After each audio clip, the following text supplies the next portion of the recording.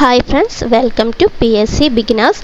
ഇന്നത്തെ നമ്മുടെ ടോപ്പിക് എന്താണെന്ന് പറഞ്ഞാൽ നമ്മൾ ഇപ്പോൾ 2-3 ദിവസമായിട്ട് വനിതകളെക്കുറിച്ച്, കുട്ടികളെക്കുറിച്ച് ഒക്കെ അവരുടെ അവകാശങ്ങളെക്കുറിച്ചിട്ട് പറഞ്ഞു വന്നിട്ടുണ്ടായിരുന്നു. അതുപോലെ ബാക്കി കുറച്ച് ആൾക്കാരും കൂടിയുണ്ട്, അവരുടെ കൂടെ അവകാശങ്ങളാണ് നമ്മൾ പറയുന്നത്. അതാരൊക്കെയാണെന്ന് നമുക്ക് ആദ്യം നോക്കാം.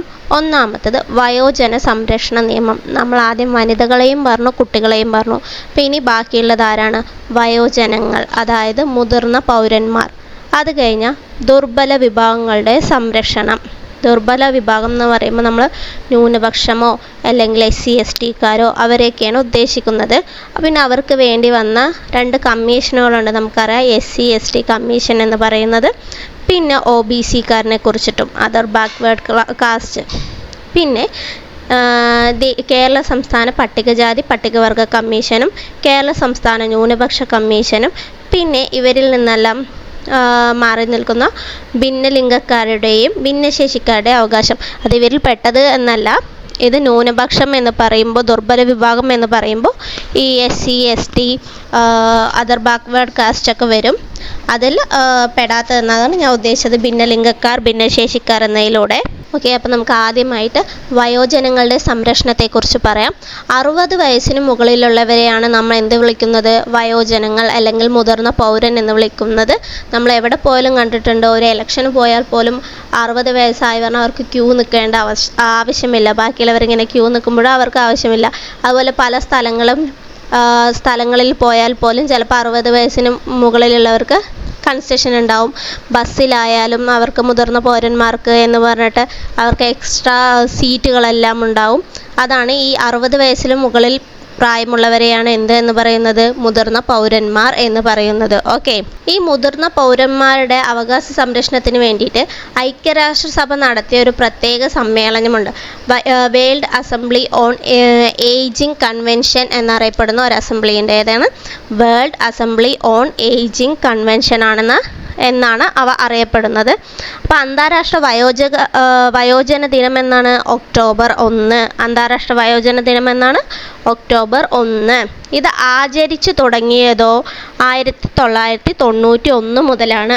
പിന്നെ നമ്മുടെ നോട്ട്സിൽ കുറേയൊക്കെ ടൈപ്പിംഗ് മിസ്റ്റേക്ക് ഉണ്ടാവാം. അപ്പോൾ നമ്മൾ സ്പീഡ് ടൈപ്പ് ചെയ്ത് പോണതിൻ്റെ ചെറിയ തെറ്റുകുറ്റങ്ങളായിരിക്കും. അത് നിങ്ങളൊന്ന് ക്ഷമിച്ചേക്കണേ. ഓക്കെ, നമ്മൾ എന്താ പറഞ്ഞു വന്നത്? അന്താരാഷ്ട്ര വയോജക ദിനം ഒക്ടോബർ 1. അത് നമ്മൾ ആചരിച്ചു തുടങ്ങിയത് 1991. 2ൽ 1 ഉള്ളതുകൊണ്ട് നമുക്ക് ഓർത്ത് വയ്ക്കാൻ ഇത്തിരി എളുപ്പമായിരിക്കും. ഓക്കെ, ഇനി എന്താ പറയുന്നത്? ലോകസഭ പാസ്സാക്കിയത്, അതായത് ഈ മുതിർന്ന പൗരന്മാരുടെയും മാതാപിതാക്കളുടെയും മുതിർന്ന പൗരന്മാരുടെയും പരിപാലന ക്ഷേമ നിയമം 2007 കുറിച്ചാണ് പറയുന്നത്. അതിനെക്കുറിച്ച് മാതാപിതാക്കളുടെയും മുതിർന്ന പൗരന്മാരുടെയും പരിപാലന ക്ഷേമ നിയമം. അതെന്താണെന്ന് പറഞ്ഞാൽ, മാതാപിതാക്കൾക്കും മുതിർന്ന പൗരന്മാർക്കും വേണ്ടി ഭരണഘടന ഉറപ്പാക്കിയതും അംഗീകരിച്ചതുമായ വ്യവസ്ഥകൾ കൂടുതൽ ഫലപ്രദമായി നടപ്പിലാക്കാനും അതുമായി ബന്ധപ്പെട്ട മറ്റു കാര്യങ്ങൾ സംബന്ധിച്ച നിയമമാണ് മാതാപിതാക്കളുടെയും മുതിർന്ന പൗരന്മാരുടെയും പരിപാലന ക്ഷേമ നിയമം 2007 എന്ന് പറയപ്പെടുന്നത്. ഇത് ലോകസഭ പാസ്സാക്കിയത് 2007 ഡിസംബർ 5-നും രാജ്യസഭ പാസ്സാക്കിയത് 2007 ഡിസംബർ 6-നും രാഷ്ട്രപതി ഒപ്പുവെച്ചത് 2007 ഡിസംബർ 29-നുമാണ്. ഓക്കെ, ഒക്കെ 2007 തന്നെയാണ് വന്നിട്ടുള്ളത്. കേരളം ഉൾപ്പെടെ എല്ലാ സംസ്ഥാനങ്ങളിലും കേന്ദ്രഭരണ പ്രദേശങ്ങളിലും ഈ നിയമം നടപ്പിലാക്കി തുടങ്ങിയത് എപ്പോഴാണ്? പക്ഷേ 2008 സെപ്റ്റംബർ 24-ലാണ്. കേരളം ഉൾപ്പെടെ എല്ലാ സംസ്ഥാനം കേന്ദ്രഭരണ പ്രദേശങ്ങളിലും നടപ്പിലാക്കി തുടങ്ങിയത് 2008 സെപ്റ്റംബർ 24 മുതലാണ്. പിന്നെ പറയുകയാണ് പറഞ്ഞാൽ, വയോജന സംരക്ഷണ നിയമത്തിൽ 7 അധ്യായങ്ങളും 32 സെക്ഷനുകളുമാണുള്ളത്. എത്രയാണുള്ളത്? 7 അധ്യായങ്ങളും 32 സെക്ഷനുകളുമാണുള്ളത്. അതുപോലെ തന്നെ ഈ മുതിർന്ന പൗരന്മാർ അവർക്ക് ഭക്ഷണം, വസ്ത്രം, പാർപ്പിടം, വൈദ്യ ശുശ്രൂഷ, ചികിത്സ എന്നിവയ്ക്ക് വേണ്ടിയുള്ള വ്യവസ്ഥകൾ ഉൾക്കൊള്ളുന്നു. ഈ നിയമത്തിൽ എന്തൊക്കെയാണ് പറയുന്നത്? ഈ മുതിർന്ന പൗരന്മാർക്കുള്ള ഭക്ഷണം, വസ്ത്രം, ചികിത്സ അവരുടേതായ ആവശ്യങ്ങളെല്ലാം ഉൾക്കൊള്ളുന്നതും കൂടിയാണ് ഈ നിയമം എന്ന് പറയുന്നത്. ഇനി നമുക്ക് അടുത്തത് വയോജന ക്ഷേമ പദ്ധതികളെക്കുറിച്ച് പറയാം. ആദ്യം നമുക്ക് പദ്ധതികൾ വായിച്ചു പോകാം. വയോജന ഹെൽപ്പ് ലൈൻ 145667, നമുക്ക് അറിയാം 4567, അതിൻ്റെ ഫ്രണ്ടിൽ 1 ഇട്ടാൽ മതി. അതാണ് വയോജന ഹെൽപ്പ് ലൈൻ നമ്പർ എന്ന് പറയുന്നത്. സ്വയം പ്രഭ ഹോം പദ്ധതി, വയോമിത്രം, സമാശ്വാസം, വയോമധുരം, വയോ അമൃതം പദ്ധതി, വയോരക്ഷാ പദ്ധതി എന്നിവയൊക്കെയാണ് ഇവർക്ക് വേണ്ട ക്ഷേമ പദ്ധതികൾ എന്ന് പറയാം. ഇവയെക്കുറിച്ച് നമുക്ക് ചെറിയ ചെറിയ നോട്ട്സ് ആയിട്ടൊന്ന് വായിച്ചു പോകാം. അടുത്തത് വയോജന ഹെൽപ്പ് ലൈൻ പദ്ധതി 145667.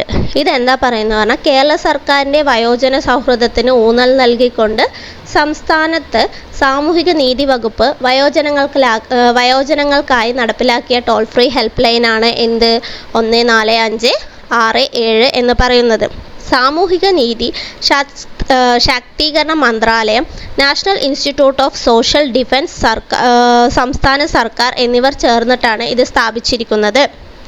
സംസ്ഥാനത്തെ വിവിധ സർക്കാർ വകുപ്പുകൾ വയോജനങ്ങൾക്കായി ലഭ്യമാക്കുന്ന സേവനങ്ങൾ സംബന്ധിച്ച വിവരങ്ങൾ, അതുമായി ബന്ധപ്പെട്ടിട്ടുള്ള പരാതി, പെൻഷൻ, സർക്കാർ സന്നദ്ധ സ്ഥാപനങ്ങൾ നടത്തുന്ന വൃദ്ധസദനങ്ങൾ, വയോജന സംരക്ഷണ കേന്ദ്രങ്ങൾ എന്നിവയെ സംബന്ധിച്ചുള്ള വിവരങ്ങൾ എന്നിവ ഈ ഹെൽപ്പ് ലൈൻ വഴി ലഭിക്കുന്നുണ്ട്. അടുത്തത് സ്വയംപ്രഭ ഹോം പദ്ധതി. സ്വയംപ്രഭ ഹോം പദ്ധതി തദ്ദേശ സ്വയംഭരണ സ്ഥാപനങ്ങളിൽ നടത്തുന്ന വയോജന പരിപാലന കേന്ദ്രങ്ങൾക്ക് അധിക സൗകര്യങ്ങൾ കൊടുത്തുകൊണ്ട് അപ്ഗ്രേഡ് ചെയ്യുന്ന പദ്ധതിയാണ് എന്ത് സ്വയംപ്രഭ ഹോം പദ്ധതി എന്ന് പറയുന്നത്.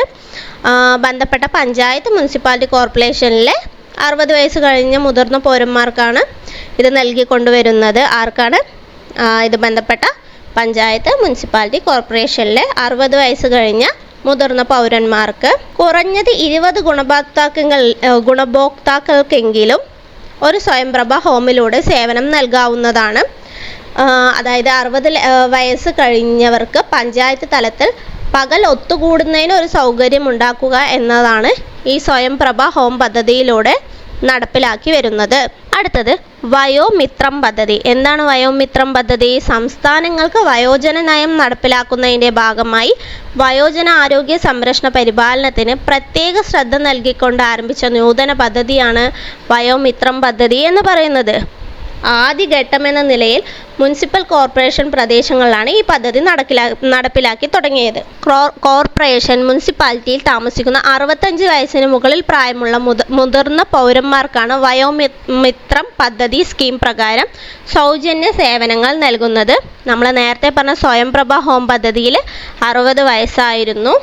ഇപ്പോൾ പറഞ്ഞ വയോമിത്രം പദ്ധതിയിൽ 65 വയസ്സാണ്. ഇനി പറയുന്നത് ഇവരുടെ ഈ പദ്ധതിയിലൂടെ ഇവർക്ക് ലഭിക്കുന്നത് എന്തെല്ലാമാണ് എന്നാണ് പറയുന്നത്. ആനുകൂല്യങ്ങൾ എന്തൊക്കെയാണെന്ന് പറഞ്ഞാൽ ഇവർക്ക് വേണ്ടിയിട്ട് മൊബൈൽ ക്ലിനിക് സേവനങ്ങളും, കിടപ്പ് രോഗികൾക്കായിട്ടുള്ള പാലിയേറ്റീവ് കെയർ സർവീസുകളും, സൗജന്യ ആംബുലൻസ് സേവനങ്ങളും, പിന്നെ വയോജനങ്ങൾക്കായി ഹെൽപ്പ് ഡെസ്കുകൾ, ഇവയൊക്കെയാണ് ഇത് പറയുന്നത്. അടുത്തതാണ് സമാശ്വാസം പദ്ധതി.